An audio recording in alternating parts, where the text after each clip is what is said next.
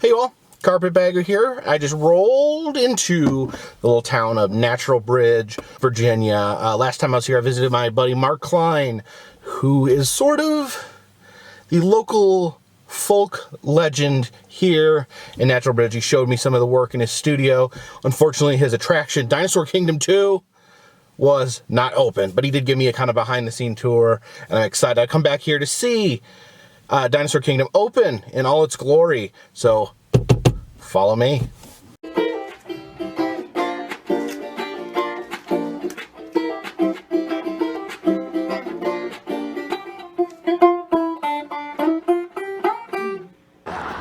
Here we are at Enchanted Castle Studios. Let's see if Mark's around.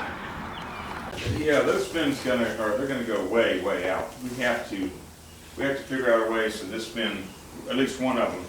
This logger guy, he is going somewhere up to Wisconsin. He's going to, I'm not sure exactly where, but apparently, you know, these guys are popular in Wisconsin. But no, he's a strong piece. I mean, he's riding down the river, pushing the logs out the way, and look here. See. He's pretty sturdy. Make it stout, yes, indeed. So, in real life now, these logs would be more submerged, but it's hard to do a sculpture with, you know, logs under the water and say, hey, imagine they're under the water. But yeah, no, he's a solid built boy, and he's going to Wisconsin. I got a pizza guy that's going to be going to Fresno, California. Let's take a look at the pizza guy. Let me stand him up. And where's that photo of him, Melvin? We got one over here. It's over in that pile over there somewhere. Yeah, he's going to be going to Fresno. On a food truck, so he's supposed to go out in a day or two. So I already did one up in New Jersey that looks kind of like this. He's a Tony. He's on a pizzeria in New Jersey. So anyway, and his pizzas are over here. Oh, those are pizzas. Yeah, we got the pizzas, but I just fiberglassed them so they're upside down. But yeah, they slide down into his hands so they can take them in and out. Like stigmata. Yeah, so yeah. Yeah, the holy pizza guy. So, but yeah, isn't this look? I mean, just look straight down into the. Can you imagine, like you know, Captain Quint going right down into the mouth there, and it's like he's got dead eyes, right. Black. Oh, yes, we're gonna paint like a doll's eyes. Okay, here, have a little piece of tail. Do your thing. There's some big tail there. Right. Steven's gonna. Look at that. Now wheel it like this. Yes. Oh, got some action. Mm-hmm. More work. Now we got to animate it. He is.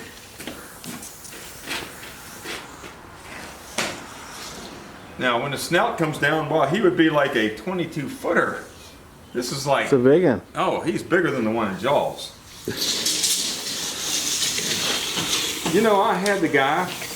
A boy worked for me one time, and his dad worked on the shark for Steven Spielberg. Yeah.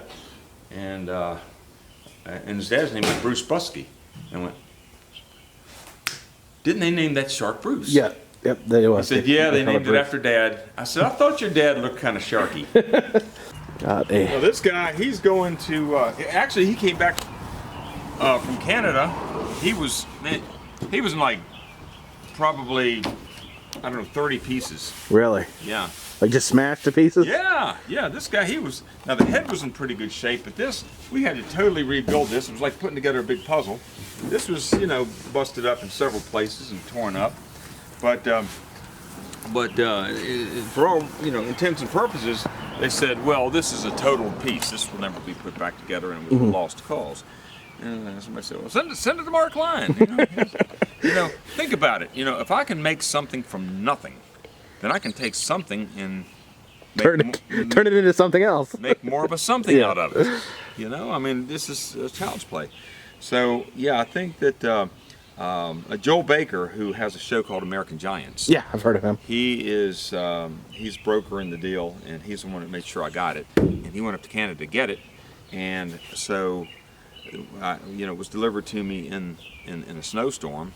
And, but he he's going to have a new birth to him, and at some point when I'm done with some of these jobs, I'm going to jump on this and have him. Do you know where he'll end up, or? No, I already did some sketches. There is a client already. Yeah. Oh, wait a minute. Oh yes, in Wisconsin somewhere. Somewhere in Wisconsin. Hey, you're gonna have a brother up in Wisconsin, dude. Yeah. I mean, what is it with giants in Wisconsin? There's a lot of fiberglass in Wisconsin. But the giants though. Yeah. Man, I'm scared to go up there. Afraid I might get squished. What's this right here? This is part of a this is part of a tomahawk. Oh, was it? Or something, yeah. Was that with him? No, but Joel sent this down, and it goes to some Indian Okay, statue. yeah, I can see it I'm now. sorry, Native American statue. They're taking the one down in Asheville. It's the Chief Pontiac on Harry's on the Hill. Not politically correct. Yeah, pretty much. That's why they. Well, by gosh, I've got an Indian in here. Let me show you this Indian I got in here. He's a big boy. We call him Big John. Politically correct or not, he's going back to Kingsport, Tennessee. Here he is over here. He's hiding over here. And here's. Oh wow. All right, now here is. Let me turn on some lights. So he's got like a mohawk. Yeah. Now this guy, okay, now, I went down there a few months ago. Oh, wow. And this is the original head. Look at there. Okay. Oh, man. That'd look great on a coin. So you're making another one? So yes, I'm making an exact duplicate. What happened is they had this one down there in front of Pratt's restaurant for since the 50s. Mm-hmm. So for over half a century, this thing was standing down there, and he was, concrete, fiberglass. But there was an article that came out in one of the newspapers, and Roadside America sent me this, and they said, "Look, Mark, this thing's falling apart. The head had sunk down into the chest." Yeah. And so I contacted these people and I said, "Hey, you might need a fiberglass physician." So I went down and looked at it, and because the head was sunk down to the chest, I could tell it was really heavy. And we were looking at repairing it on the spot, but that was just impossible because there was a lot of concrete in it, and the rebar going up in it, and there were some structural issues. So the best plan that I came up with was to detach the head, bring the head to me. I'll make an exact duplicate of the head, which weighs, maybe about 17 pounds, as opposed to when this was brought to me, it weighed 120. So you said it's fiberglass and concrete mixed? Yes, there was concrete inside of it. We took a hammer and knocked out a lot of the concrete. So now this is actually lighter weight, but it's it's the original head, but it's it's got the fiberglass exterior shell. But all the concrete's been knocked out. So theoretically, I could take this and put it back on. But we're going to take this new one down. This is going to be 10 times stronger. It's going to last a heck of a lot longer. And as far as this one's concerned, they can use this in the restaurant. People can get up close to it and get their pictures taken with it. Or they can have the original like indoors or dressed up in Native American costumes with it, and have Native American Day. And of course, that's probably offending a lot of people. You know what? Because I'm offended actually. You know why? Because I was born in America. That makes me a Native American. Don't do that. And whose head is this? I'm not sure, but doesn't he look like doesn't he look a little like Will Robinson? Will Robinson? Danger, Will Robinson? Danger, Will Robinson, danger. I knew Dr. Smith would get his revenge on me. Whoa. It's creepy looking, isn't he? That kid. My boy. Yeah, he rides around on the truck with me sometimes. Oh, this guy? Yeah. He's sort of the, kind of model him a little after the Twilight Zone creature. Oh, the gremlin on the wing? Yeah, but he rides on my truck around Halloween time. But, I think he is going to go on a national tour. Is he? Yes, he is going to go on a national tour. At the end of this month, there's what's called the Art Bus Project. Mm-hmm. It's starting out in New York. 8 different artists are having their work in this bus, and he gets to ride on top. Awesome. So I'm a part of that deal. All right, come on over here.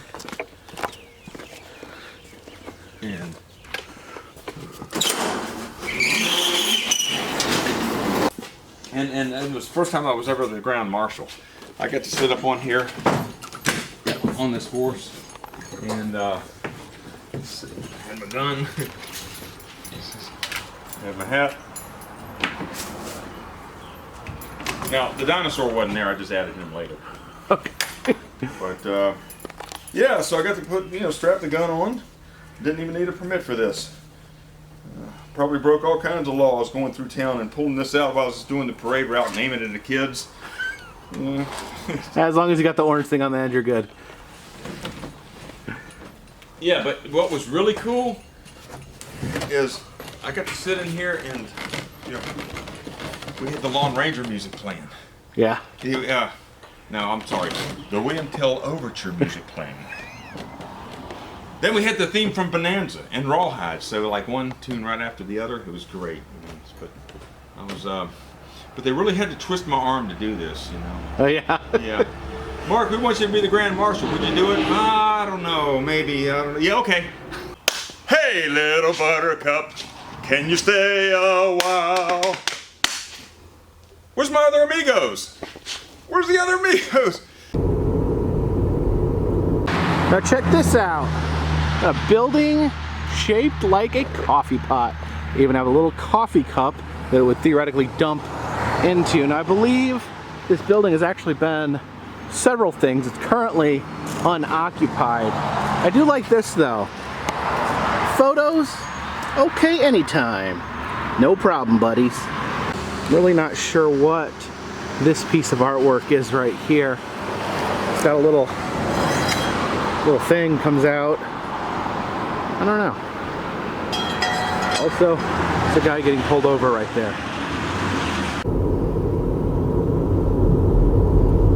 Now, I can't vouch for the food at Foothill Mama's Barbecue Juke Joint, but I think I will argue that they have the best slogan ever.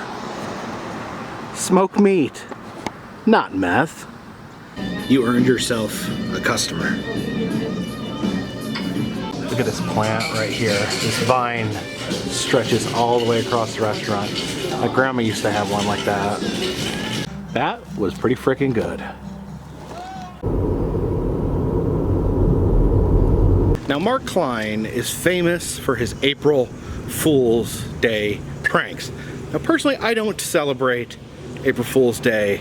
I do not observe, but Mark is an enthusiast and he has pulled off some impressive pranks over the years. There was a time where they built a giant kraken coming out of a lake, and it had a bunch of dinosaurs appear in a town.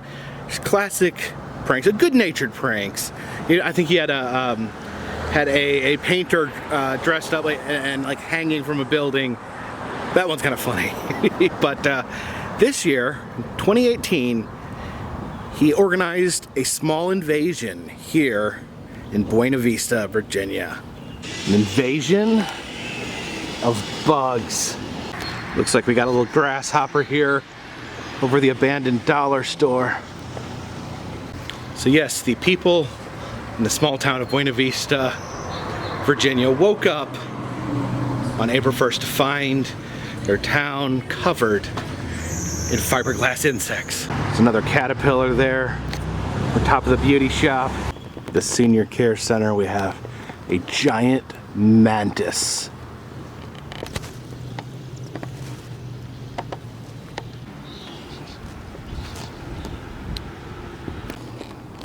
Original Italian restaurant? The first one ever? Look at this little guy up here.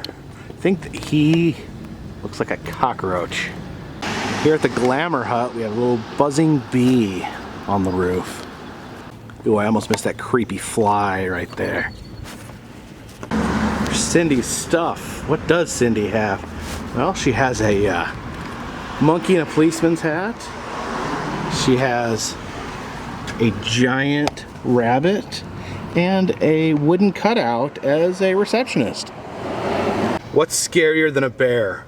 A bear with guns. And here in front of the beautiful public library, we have a giant ant. I, for one, welcome our new insect overlords.